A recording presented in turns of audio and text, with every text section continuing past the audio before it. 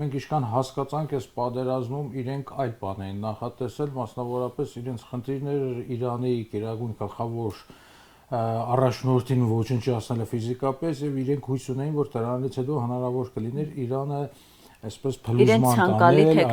եւ իրենց ցանկալի տեխնացու, որովհետեւ պարզ էր ի սկզբանե, որ իրենց խնդիրը ոչ թե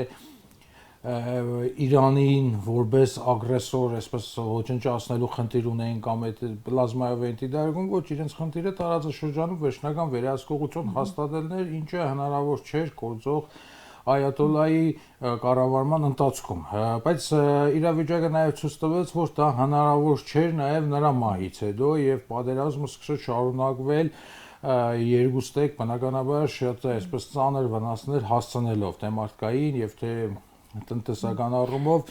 ու եթե հիշում ենք հենց սկզբից ԱՄՆ նախագահան համարում էր որ դա մեկ շաբաթյա գործողություն է լինելու հետո այսպես Վենեսուելայի սցենարներ դիտարկվում որ արագ կլուծվի արդեն նաև խոսվեց մինչև սեպտեմբեր ռազմական գործողությունները շարունակելու մասին այսինքն սա արդեն մեզ հիմքեր է տալիս մտածելու որ ԱՄՆ-ի